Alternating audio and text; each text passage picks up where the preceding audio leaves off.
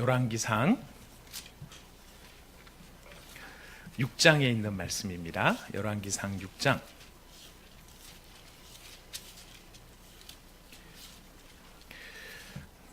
저희가 6장 그 주보에는 11절부터 13절까지 읽도록 되어 있는데요.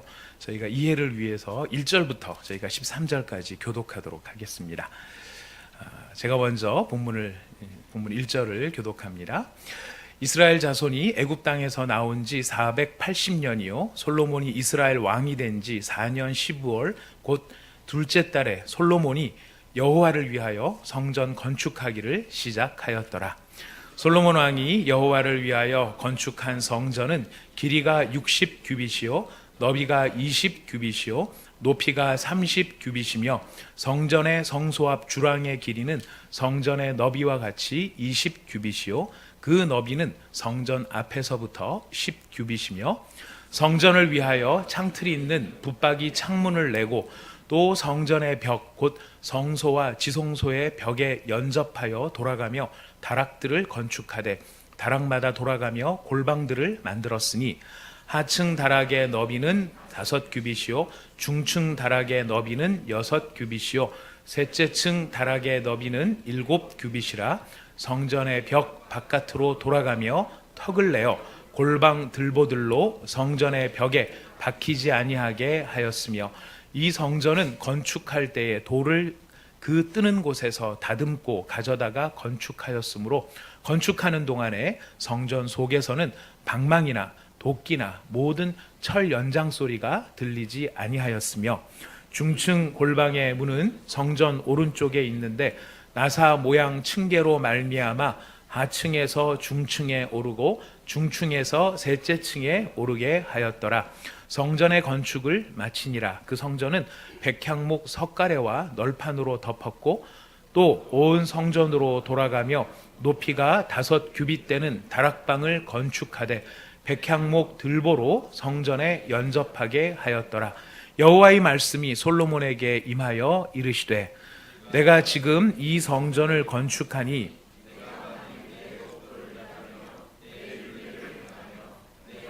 계명을 지켜 그대로 행하면 내가 내 아버지 다윗에게 한 말을 내게 확실히 이룰 것이며 13절 같이 읽습니다. 내가 또한 이스라엘 자손 가운데서 거며 내 백성 이스라엘을 버리지 아니하리라 하셨더라. 아멘. 우리가 읽은 본문 말씀은 솔로몬이 성전을 건축하는 일에 대한 개요를 나타내고 있습니다. 그래서 성전을 어떻게 했는지를 아주 러프하게 우선 이야기하고 있고요. 그 다음에 이어지는 본문 계속되는 열왕기상의 이야기를 통해서 구체적으로 이 성전 구석구석을 어떻게 지었는가 하는 것을 기록을 해놓고 있습니다. 자, 그런데 재미있는 것, 오늘 우리가 이제 본문을 통해서 살펴보면서 재미를 느끼고 즐거움을 느끼고 또 감동을 느낄 이제 우리 그 이야기들을 차례차례 좀 살펴보기를 원하는데요. 여러분, 이 솔로몬이 성전을 건축하기 시작했다라고 했었을 때 시작의 연도로 지금 처음 이야기하는 것이 이스라엘 자손이 애굽 땅에서 나온 지 480년째가 되었다라고 이야기를 하고 있습니다. 이거를 이상하게 봐야 되는 건가, 궁금하게 봐야 되는 건가? 사실 뭐 우리가 다 기록해 놓으면 기록해 놓은 대로 보면 되는데 저희가 의미 있게 봐야 되는 건 뭐냐면은 왜 기준 연도가 이스라엘 자손이 애굽 땅에서 나온 지 480년이라는 것을 강조하고 있느냐라고 하는 것입니다. 솔로몬이 왕이 된 지 4년에 지었다. 그렇게만 이야기를 해도 건축에 있어서 그 시작 연도를 우리가 다 표현해낼 수 있는데 지금 이스라엘 자손이 애굽 땅에서 나온 지 480년이라고 하는 것을 솔로몬의 왕 이야기보다 더 앞서 지금 설명을 하고 있는 것입니다. 그 이유는 이 지금 성전이 건축되는 것을 어떤 관점에서 보고 있느냐면은 이스라엘 백성이 출애굽하는 그 관점에서 지금 이 성전을 이해를 하는 것인데요. 이 출애굽하는 관점이다라고 하는 것은 다른 것이 아니죠. 하나님께서 이스라엘 백성을 애굽에서 굳이 건져내신 이유가 무엇이지요?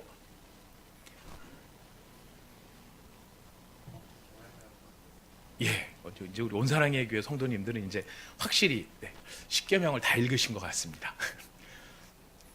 누구의 책인지는 모르겠지만 아무튼 그 책을 다 읽으신 것 같습니다.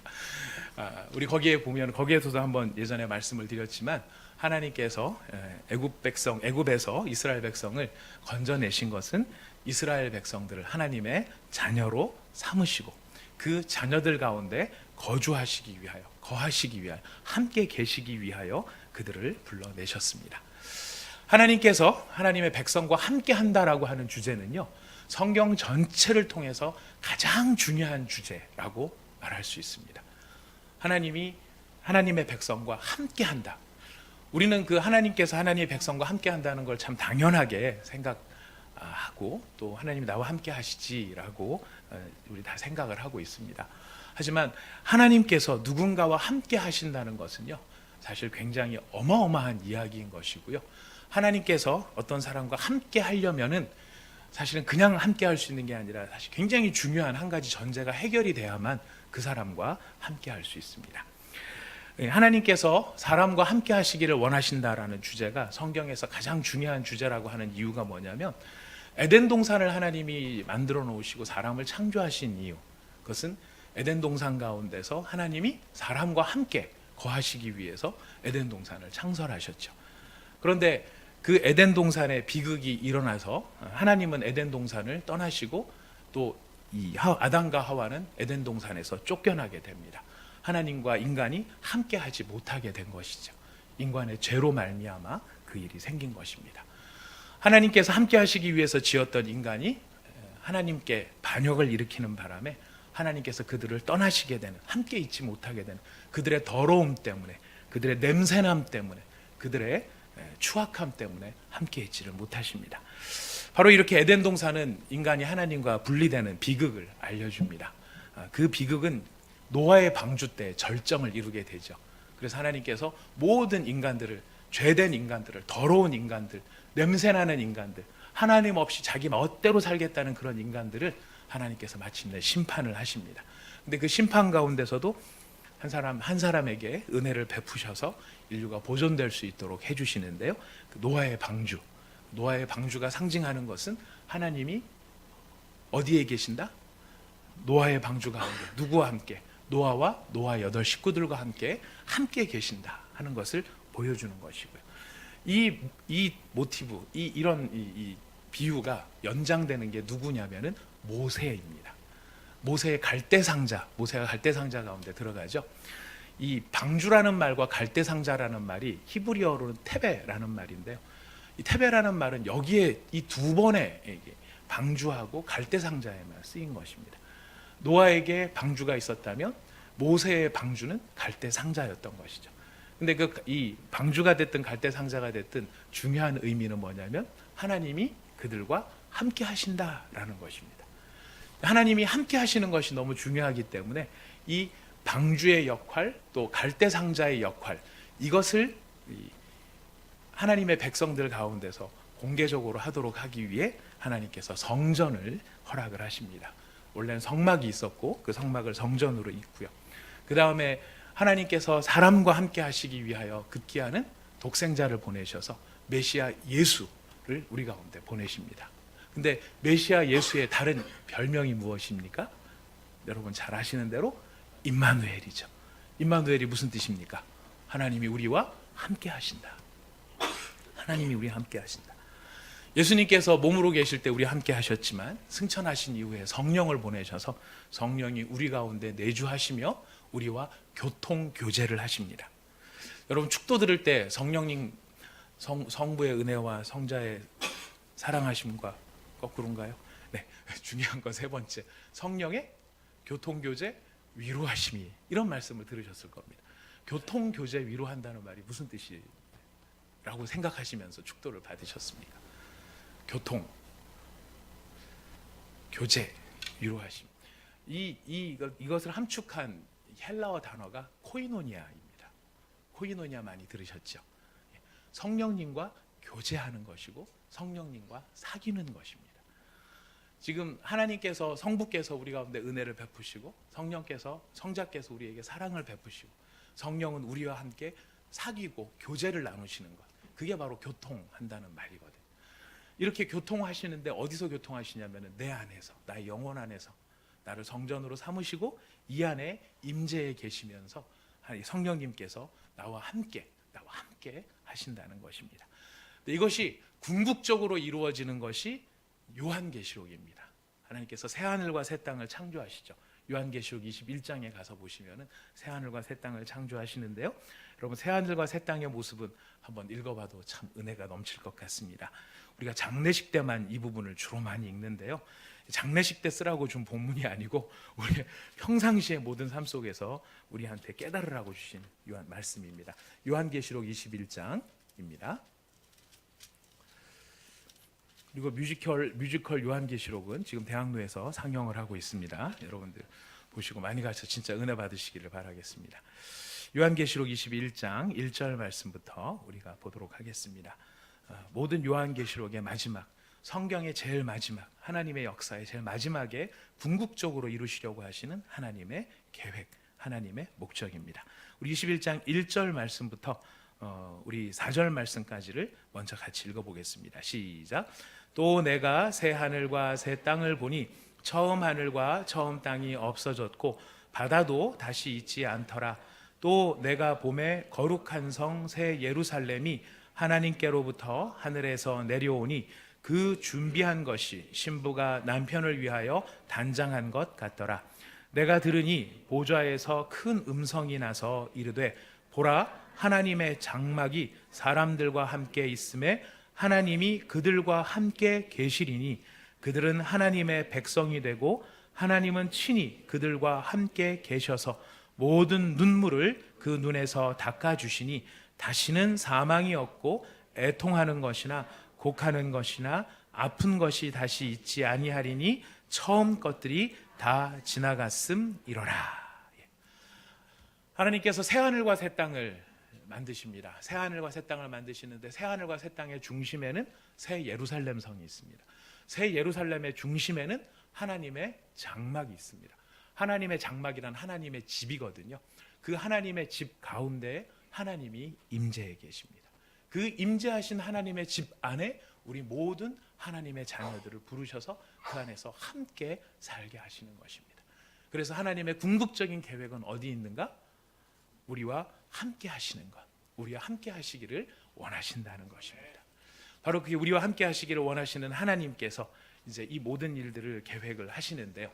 이제 그 큰 역사의 이 흐름, 성경의 흐름이에요.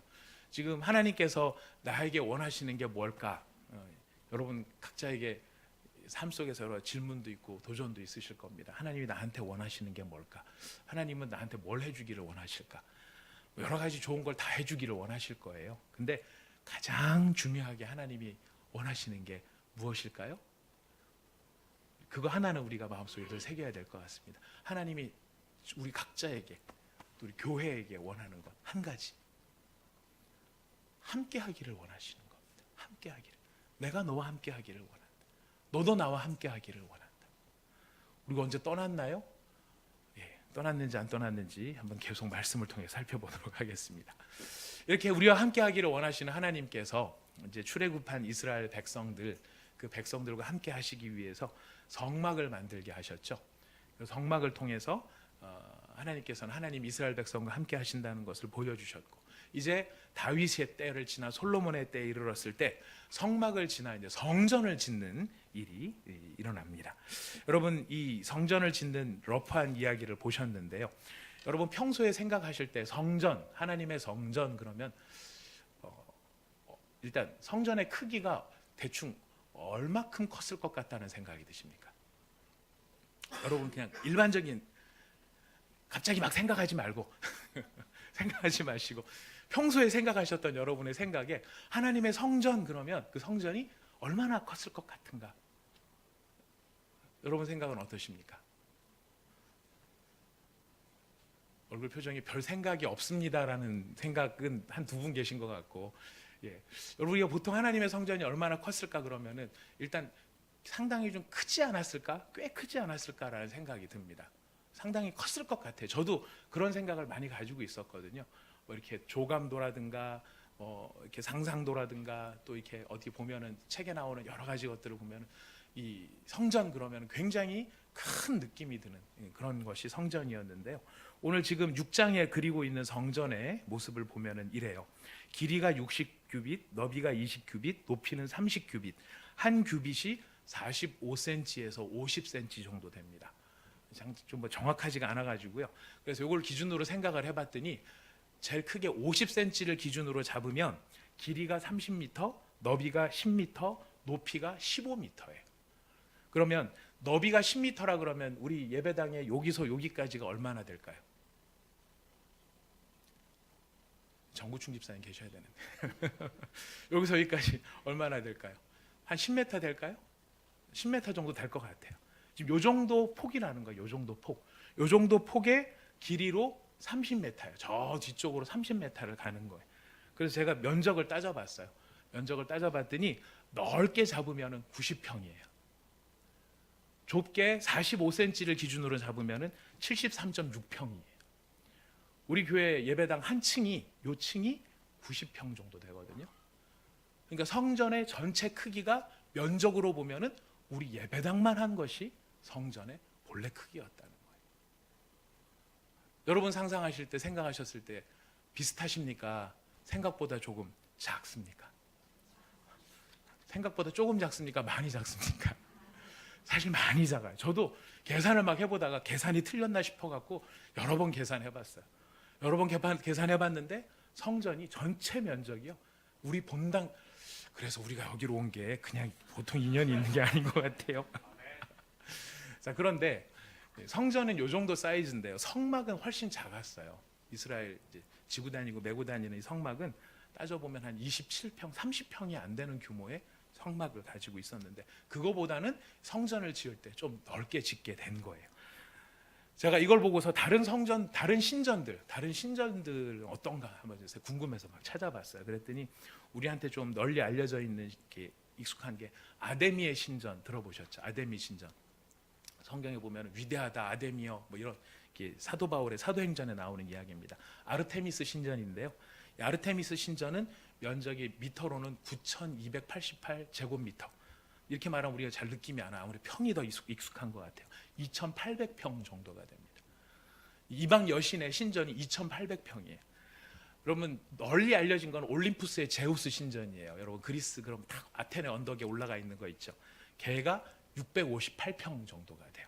한 2,100 제곱미터가 된다고 합니다. 진시 황제의 무덤이 얼마나 큰지 여러분 혹시 아십니까? 들어보셨습니까?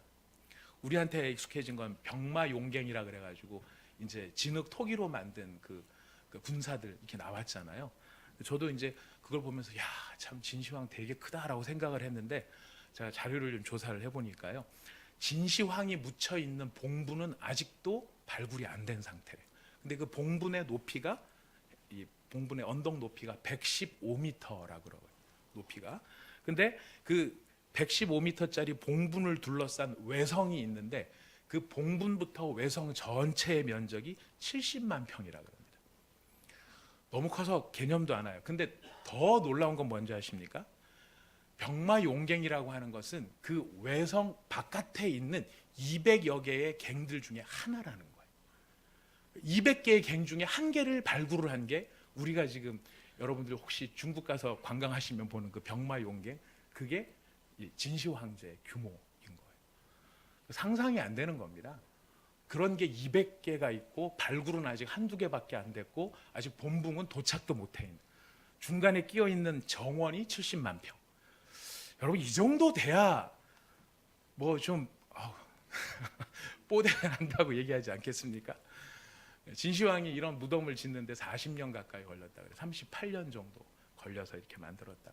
근데 이렇게 세상의 임금들이나 세상의 사람들이 자기의 신을 섬기는데 몇천 평, 몇만 평, 뭐 몇십만 평을 하는데 하나님의 성전의 규모는 어때요? 불과 100평이 안 되는, 그것이 하나님의 성전의 모습이었습니다. 참 생각보다 왜소했죠. 근데 여러분 생각보다 겉모습은 왜소했는데요. 내외장의 치장은 사실 따라올 자가 없는 것 같아요. 성막을 지을 때 그 모세가 이렇게 성막을 지은 걸 보면 거기에 들어간 금의 양이 뭐 다른 거 은이니 뭐 이런 거 다 떼어놓고 금만, 우린 금만 칩니다. 금만 보면은 금이 29달란트, 약 30달란트가 이 성막을 짓는데 들어가요. 30달란트면은 대충 1000kg이에요. 1톤 정도의 금이 성막을 짓는데 들어갔어요. 근데 거기에 비해서 성전을 지을 때는 금이 얼마나 들어갔는가? 성전을 짓기 위해서 다윗이 준비를 합니다. 성경에 보면 다윗의 표현이 나타나는데요. 다윗의 표현을 빌리자면 금 10만 달란트를 성전을 짓기 위해서 준비했다라고 적어놓고 있어요. 10만 달란트면은요, 대략 잡아서 3,400톤이에요. 우리는 금을 소수점 이하 4자리 5자리까지 달아서 금을 따집니다. 근데 지금 다윗이 성전을 지을 때 준비한 게 3,400톤이라는데요. 이게 얼마나 많은 양인지 제가 뭐 말씀을 좀 정확히 말씀을 드려야 될 것 같아요. 좀 찾아보니까 오래전 기준밖에는 제가 못 찾았어요. 1993년도 기준으로 전 세계 금의 총량이 55,435톤이래요. 그 중에서 미국 중앙 그 은행에 그 준비되어 있는 금이 있는데 그게 9,000톤 규모라고 합니다. 그러니까 미국 전체가 가지고 있는 그 금의 대략 3분의 1 정도를 하나님의 성전을 짓기 위해 다윗이 준비했다는 것입니다. 이걸 하나님이 요구하신 것입니까? 3,400톤 가져와라 요구하신 것이 아니죠. 누구의 마음이에요? 다윗의 마음이에요. 하나님을 향한 다윗의 이 끌어넘치는 열망과 사랑의 마음, 이것이 이렇게 되니까 이제 개념이 좀 잡히시죠? 느낌이 오시죠? 우리가 하나님을 열심히 사랑합니다. 그래서 지난주에는 5,000원 했지만 이번 주에는 10,000원으로 제가 주일원금을 하려고 합니다. 이렇게만 해도 우리는 굉장히 마음 가운데 하나님을 더 많이 사랑하는 느낌이 드는데, 평생을 걸쳐 그 고생을 하면서도 틈틈이 다윗이 모은 거예요. 무엇을 위해서? 하나님의 성전을 짓기 위해서 다윗이 모은 다윗의 마음의 동기였다는 것입니다. 자신은 백향목 궁에 거하는데 하나님의 언약궤는 상대적으로 초라한 30평도 안 되는 저 회막에 있다. 그러니 하나님을 위해서 하나님께 최고의 것을 드렸으면 좋겠다. 이런 마음을 가지고 그렇게 많은 금을 들여서 이제 내외장제를 한 거예요. 자, 사이즈로 보면은 작은 사이즈지만 그러나 거기에 들어간 이 장식용품으로 들어간 것들을 생각을 하면 그 성전은 참 어마무시한 값어치, 뭐 몇십조, 몇백조 가까이 되는 그런 성전이 아니었나 싶습니다. 하지만 여러분, 이 성전이 성전으로서의 가치를 갖게 되는 그 가치는 어디에 있는 것일까요? 여러분들께서 정답을 말씀해 주셨습니다. 바로 그렇습니다. 성전되는 가치는 크기가 커서 성전이 가치 있는 게 아니고요, 성전의 안팎으로 이렇게 바르고 장식한 그 어마무시한 금의 치장 때문에 성전이 가치가 있는 것이 아닙니다. 성전의 참된 가치는 바로 그 안에 들어있는 언약궤에 있었어요. 그 언약궤가 가치가 있었다는 것은 바로 그 언약궤가 무엇의 상징이냐면 하나님이 이스라엘과 함께하고 계신다라고 하는 하나님의 임재의 상징이었던 것입니다. 인간적으로 꾸민 아주 화려한, 거기에 들인 재정과 돈, 어마어마하게 크고 모든 사람들 앞에 우아하게 할 만한 그런 모습이기 때문에 성전이 대단한 것이 아니라 오로지 하나님의 약속을 따라 바로 그곳에서, 그 언약궤가 있는 그곳에서 하나님께서 사람을 만나 주시고 그 사람과 교제하시며 하나님께서 에덴 동산을 창설할 때 가지셨던 바로 그 영광, 사랑과의 사랑의 관계를 유지하시기를 원하시는 그 하나님의 마음이 담겨 있는 것, 그것이 바로 하나님의 언약궤였다라는 것입니다. 그렇기 때문에 우리가 읽은 본문에 보면 참 특이한 구절이 나옵니다. 그게 여러분 11절, 12절 말씀 같이 한번 보시겠습니다. 11절, 12절 말씀. 11절, 12절 같이 한번 읽어보겠습니다. 시작. 여호와의 말씀이 솔로몬에게 임하여 이르시되 내가 지금 이 성전을 건축하니 내가 만일 내 법도를 따르며 내 율례를 행하며 내 모든 계명을 지켜 그대로 행하면 내가 내 아버지 다윗에게 한 말을 내게 확실히 이룰 것이요. 13절까지 그냥 다 읽어보겠습니다. 내가 또한 이스라엘 자손 가운데 거하며 내 백성 이스라엘을 버리지 아니하리라 하셨더라 이야기합니다. 여기 보면은 12절 초반부에 내가 지금 이 성전을 건축하니, 그러고 난 다음에 여러분 무슨 말이 나와야 사실은 어법상으로는 정상이 될 것 같습니까? 내가 지금 이 성전을 건축하니 열심히 건축해라 뭐라든가, 내가 지금 이 성전을 건축하니 네가 수고가 많구나 라든가, 뭐 이런 이야기들이 나와야 정상일 것 같은데, 지금 내가 지금 이 성전을 건축하니, 그리고 완전히 딱 분절된, 단락되는, 끊어지는 듯한 느낌의 말이 이어집니다. 내가 지금 이 성전을 건축하니 내가 만일 내 법도를 따르며 라고 이야기를 나옵니다. 이 말이 약간 좀 어감이 이상해서 다른 본문들을 이제 막 찾아봤어요. 찾아봤더니 표준 세번역에서는 드디어 네가 성전을 짓기 시작했구나 이렇게 표현을 하고 있고요. 또 공동 번역은 조금 더 표현이 좀 특이합니다. 네가 짓는 이 집 말인데 점점점 이렇게 끝이 납니다. 네가 짓는 이 집 말인데 점점점 이렇게 돼 있습니다. 그래서 이제 히브리 원어로는 이게 어떤 식의 뉘앙스인가를 봤더니 여기 동사가 없는 말이래요. 명사로 이루어진 말이래요. 뭐냐면은 이것이 네가 짓는 집이라고 하는 말로 끝난대. 이것이 네가 짓고 있는 집, 이렇게. 무슨 말일까요? 뉘앙스가 좀 느껴지시죠? 너 지금 이제 나를 위해서 집을 짓는다고 금을 3,400톤이나 들이고 쇳소리 안 나고 망치소리 안 나게 저기서부터 다 쪼아가지고 옮기고 그거를 정성껏 하느라고 애 많이 쓰고 있다. 정말 네가 지금 이 집을, 크기는 뭐 작을진 모르겠지만 거기에 들이는 너의 정성과 네가 갖다가 여기에 들이는 모든 에너지, 정말 어마어마한 이 집을 네가 짓고 있구나. 하지만 그런데 무엇입니까?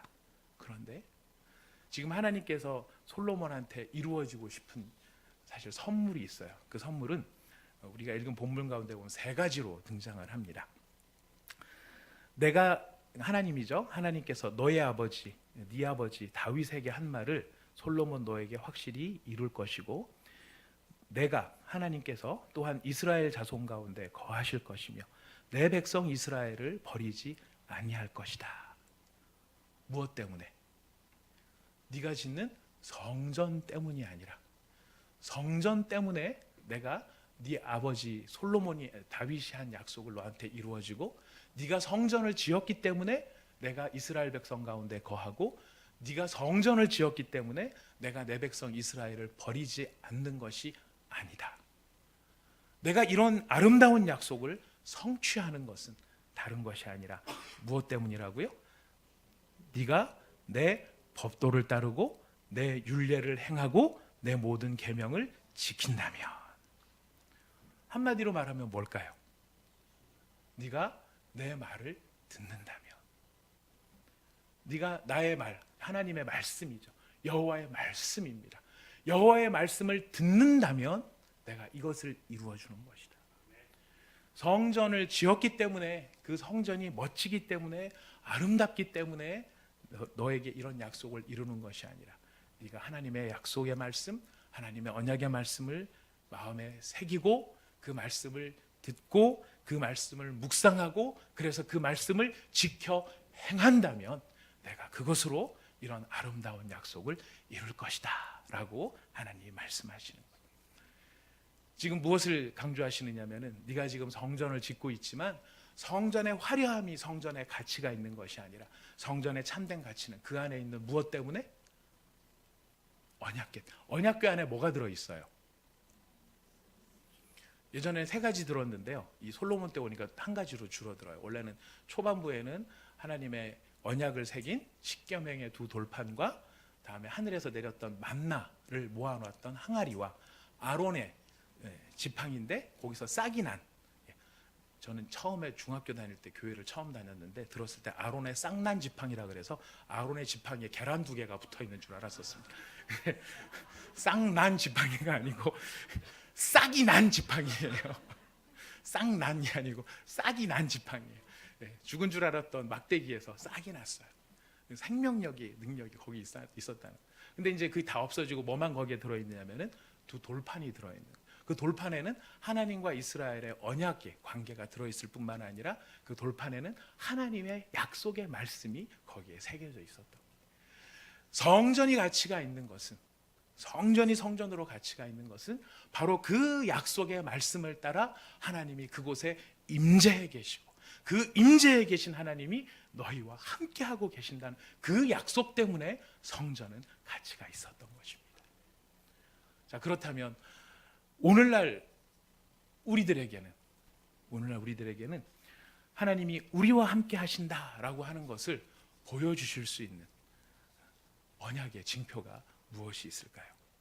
이스라엘 백성들은 하나님의 언약궤를 보면, 그 언약궤를 보면서 하나님이 우리와 함께 하시는구나, 나는 하나님의 약속의 자손이구나 하는 것을 느낄 수 있었고, 그래서 힘을 얻을 수 있었습니다. 우리도 하나님께서 우리와 함께 하시는 것, 하나님이 우리를 자녀 삼으셨기 때문에 우리가 하나님의 자녀요, 어떤 순간에서라도 좌절하거나 낙심하지 않고 하나님의 자녀이기 때문에 자녀로서의 자부심과 힘과 에너지를 다시 충전할 수 있는 바로 그런 사람들이 되어졌어요. 이스라엘 백성은 언약궤를 보면서 했다라고 한다면, 우리는 하나님께서 우리와 함께 계시며 우리를 떠나지 아니하실 거라고 하는 그 하나님의 언약의 표징을 무엇으로 우리는 볼 수 있겠느냐 하는 것입니다. 그것이 무엇이겠습니까? 그것은 바로 그리스도 예수, 메시아 예수, 그리스도 메시아, 뭐라고 그랬죠? 구원자 예수. 구원자 예수의 십자가를 바라볼 때 우리는 하나님이 우리와 함께 계시고 우리를 떠나지 아니하신다는 것을 확인할 수 있게 되는 것입니다. 예수님의 십자가 우리에게 무엇을 알려주고 있는 것입니까? 예수님이 저 십자가에서 피 흘려 돌아가시고 모든 고통을 다 당하셔서 돌아가셨다, 이것만 알려주는 게 아니죠. 우리 가운데 있는 분들은 우리가 다 알고 있는 내용들입니다. 그러나 또 확인해야 되는 내용입니다. 그 십자가 가운데는 무엇이 선포되어 있느냐면은 우리가 가진 수많은 하나님을 향한 반역과 죄악에도 불구하고 하나님께서는 결코 인간을 포기하지 아니하신다라고 하는 하나님의 마음이 십자가에 담겨 있는 것입니다. 우리가 부활절 가까워오면은 한 번씩 말씀드립니다. 엘리 엘리 라마 사박다니. 무슨 뜻이죠? 나의 하나님, 나의 하나님, 어찌하여 나를 버리시나이까? 누구의 말씀입니까? 예수님의 말씀입니다. 십자가상에서 그 고통 속에 예수님이 가졌던 가장 큰 고통은 창세 이후로 한 번도 성부와 분리되어져 본 적이 없으신 성자께서 그 십자가 위에서는 마침내 누구와 단절이 되느냐면 하나님과 단절이 되시는 거예요. 그냥 정서적으로 단절되는 그런 것이 아니라 진짜로 하나님께서 저 성자의 모습, 십자가에 달린 성자의 모습을 보고 얼굴을 돌려버리시고 외면해 버리신 거예요. 그래서 지금 예수님께서 뭐라고 말씀하시냐면 어찌하여 나를 버리십니까? 라고 처절하게 외치시는 거죠. 근데 그 처절한 외침 가운데 무엇이 담겨 있느냐면 예수님의 선포가 담겨 있는 거예요. 어떤 선포입니까? 예수님께서 지금 아버지께 마치 여쭈어 보는 것 같아요. 하나님께서는 인간을 처음 지으실 때부터 인간과 함께 하기를 원하셨고 그들에게 복을 주기를 원하셨고 그들과 사귀기를 원하셨지만 인간의 탐욕 때문에 하나님을 저버리고 떠나간 저 죄인들, 그래서 다 멸망시켜버려도 마땅한, 누구도 뭐라고 하지 못할 그 정도로 죄인인 저 죄인들인 인간들. 하지만 하나님은 저 죄인들을 어찌하든지 다시 부르시고 다시 함께 거하시기를 원하셔서 선지자를 보내고 제사장을 보내고 왕들을 보내시고 수많은 사람의 피눈물을 흘려가면서도 또 부르시고 또 부르시지만 인간은 그럼에도 불구하고 또 떠나가고 또 떠나가고, 하나님이 내 고통은 아시느냐고, 하나님이 나를 사랑하시기는 하시는 거냐고, 하나님이 나 같은 거는 기억이나 하시는 거냐고 하나님을 원망하면서 그 마음을 닫아버리는 바로 그런 죄인들. 그러나 그런 죄인임에도 불구하고 그 죄인들을 포기하실 수가 없으신 하나님이 지금 이 땅에 나를 보내시고 나를 보내셔서 사람들에게 말씀을 전파하게 하셨고, 그러나 하나님 보십시오. 내가 먹이고 입히고 고쳐주고 온전케 한 그 사람들이 이제는 돌아와서 나를 향하여 외칩니다. 저를 십자가에 못 박으소서, 못 박으소서, 없이 하소서, 없이 하소서, 죽여버리십시오, 죽여버리십시오.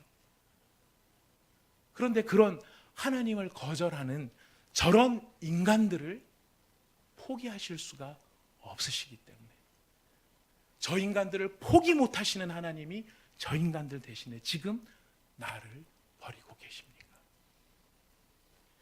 그것이 바로 엘리 엘리 라마 사박다니, 나의 하나님 어찌하여 나를 버리시나이까? 나를 버리실지언정 저 사람들, 반역자들, 고집쟁이들, 죄인들, 저들을 포기하실 수가 없어서 지금 저를 버리십니까? 그렇게까지 저들을 사랑하십니까? 십자가 가운데는 이런 하나님의 마음이 녹아져 있는 것입니다. 자신의 아들을 버리시는 한이 있더라도 누구는 포기할 수 없다는 것입니까? 여러분과 저는 포기할 수 없다는 것이 하나님의 각오요, 하나님의 결심입니다. 그래서 그 하나님의 마음이 우리가 십자가 가운데 있기 때문에 우리는 십자가를 볼 때마다 느끼게 되는 것이고, 새기게 되는 것이고, 확인하게 되는 것입니다. 하나님이 어디 계신가? 하나님이 어디 계신가? 이런 마음이 들 때마다 우리는 그 십자가를 바라보고 십자가를 붙들면서 하나님이 나를 포기할 수가 없어서 지금 저 자녀를, 하나님의 아들을 지금 내어주시기까지 나를 붙들고 계시고 사랑하고 계시고 인도하고 계신다.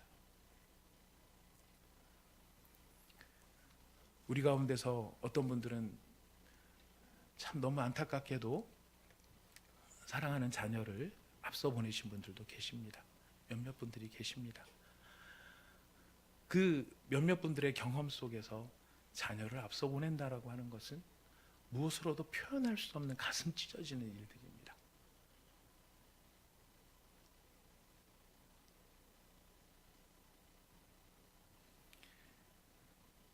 하나님께서 저와 여러분들을 향한 그 간절한 마음을 이루시기 위해 사람으로도 견딜 수 없고 감당할 수 없는 바로 그 일 가운데 하나님께서 들어가셨고, 그래서 자신의 독생자를 내어주시고 기어이 우리를 하나님의 자녀로 삼으신 것입니다. 그리고 우리를 포기하지 아니하시고 우리를 떠나지 않으시는 것입니다. 우리의 가치는 어디에 있는 것일까요? 세상 가운데서 하늘의 성을 외치는, 그것이 세상의 아름다운 것이고 살아가는 것이라고 하는 것을 외치는 이 세상 가운데서 성전이 규모가 작다고 가치가 없는 것이 아닌 것처럼, 성전의 내 외장의 치장이 화려하다고 해서 가치가 더해지는 것이 아닌 것처럼, 모자라게 보이는 우리들의 모습 때문에 우리가 가치 없는 존재가 되는 것이 아니고, 우리의 소유가 많고 탁월한 스펙이 있고 삶의 스토리가 있기 때문에 우리의 존재가 더 가치 있어지는 것은 아닙니다. 우리의 가치는 하나님의 언약궤로 말미암아 성전이 가치 있게 된 것처럼 우리는 오로지 그리스도 예수, 메시아 예수, 구원자 예수의 십자가로 말미암아 우리는 참된 가치를 지니게 된 사람들인 것입니다. 우리가 그 사실을 확인하기 때문에, 우리가 그 사실을 깨달았기 때문에 우리는 힘들어도 어디 앞에 와서 엎드려지면 다시 힘을 얻습니까? 십자가 앞에 와서 엎드려지면 다시 힘을 얻는 것입니다. 왜? 거기에는 나를 포기할 수 없는 아버지의 간절한 마음이 담겨 있기 때문이죠. 지난 주일 한 자매님이 주일 예배당을 들었으면서 인사를 나누며 저한테 그런 얘기를 하고 들어갔습니다. 목사님, 사는 것이 너무 힘들어요 하면서 지치고 힘든 얼굴로 예배당으로 들어갔습니다. 하지만 예배를 통해 하나님 앞에 나가고 예수님의 십자가를 바라보며 주님 앞에 찬양하고 기도하고 하나님께 집중하며 그 마음속에 새 힘과 새 소망을 가지고 다시 예배당을 떠나는 모습도 지난주에 살펴보았습니다. 문제는 여전히 해결되지 않고 우리 앞에 여러 가지 어려움들이 있을 수 있고 내 능력으로 다 해결하기 어려운 그런 일들이 있겠지만 우리가 독생자 예수님을 십자가에 내어주시기까지 우리를 사랑하시고 우리를 절대 포기하지 아니하시고 우리와 함께 하시는 하나님의 마음이 선포되는 예수님의 십자가 앞에 서게 될 때 우리는 또 한 주를 견딜 수 있는 힘을 얻게 된다는 것입니다. 사랑하는 믿음의 성도 여러분, 오늘 우리가 성전의 모습을 바라보면서 성전의 참된 가치가 그 언약궤에 있었던 것처럼 나의 참된 가치가 어디에 있는가를 우리가 확인하는 시간이 되기를 원합니다. 저와 여러분이 세상 한가운데 누구 앞에 내어놓더라도 두려울 것이 없고 걱정이 없고 염려가 없고 꿀리지 않는 사람이 된 것은 우리 안에 누가 있기 때문입니까? 그리스도 예수, 메시아 예수, 구원자 예수의 십자가, 나를 사랑하시는 하나님의 마음이 거기에 있기 때문인 것입니다. 우리 기쁨으로 찬양 한 곡 부르시고 잠깐 기도하고 말씀을 마치도록 하겠습니다. 기쁨으로 찬양 215장입니다. 십자가 그 사랑 멀리 떠나서 무너진 나의 삶 속에 잊혀진 주 은혜, 돌 같은 내 마음 어루만지사 다시 일으켜 세우신 주를 사랑합니다. 이 시간 우리가 얻을 수 있는 믿음의 가장 유일한 능력, 우리의 소망이 되시고 우리의 힘이 되시고 우리의 자랑이 되시고 우리의 권능이 되시는 예수 그리스도, 예수 메시아, 예수 구원자, 그리고 그를 보내시기까지 우리를 포기하지 않은 하나님 아버지, 그 은혜를, 그래서 그 예수의 십자가가 내 안에 있기 때문에 내가 하나님 앞에서 가장 소중한 존재가 되었음을 우리 이 시간 확인할 수 있기를 바랍니다. 십자가 그 사랑.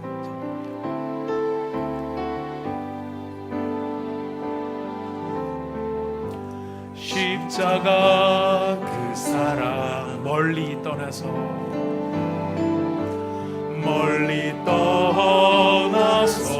무너진 나의 삶 속에 무너진 나의 삶 속에 잊혀진 주 은혜, 돌 같은 내 마음, 돌 같은 내 마음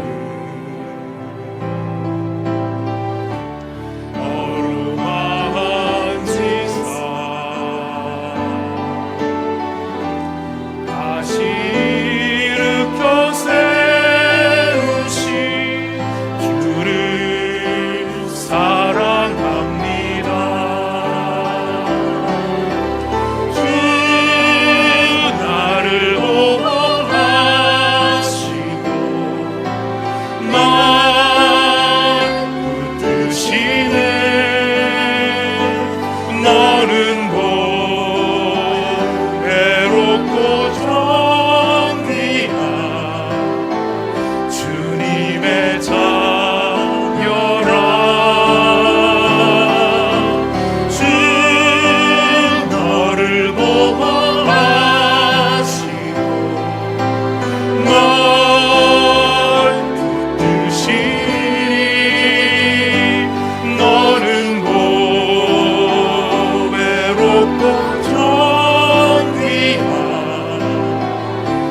주의 자녀. 우리 2절을 합니다. 지나간 일들을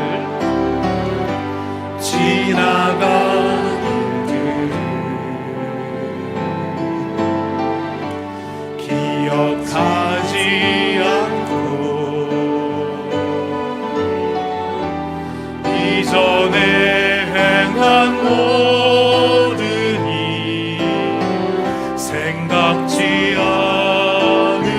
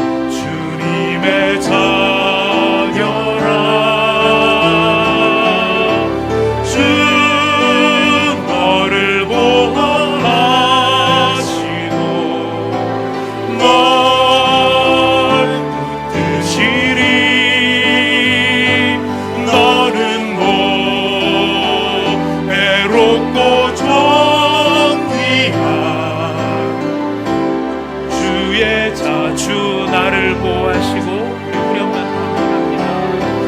주 나를 보호하시고 날 붙드시리. 나는 외롭고 존귀한 주님의 자녀라. 주 너를 보호하시고 널 붙드시리. 너는 외롭고 존귀한 주의 자녀라. 이 시간 말씀을 생각하면서 또 찬송의 고백을 생각하며 하나님 앞에 잠시 기도하도록 하겠습니다.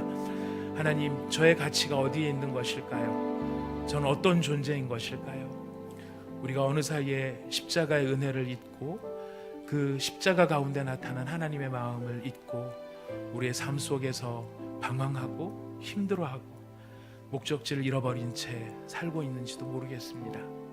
우리의 힘든 감정에 헤어나오지를 못하고 우울증 속에서, 공황장애 속에서, 아니면 좌절 속에서, 낭망 속에서 우리의 가치가 무엇인지 알지 못하고 살아가고 있는지 모릅니다.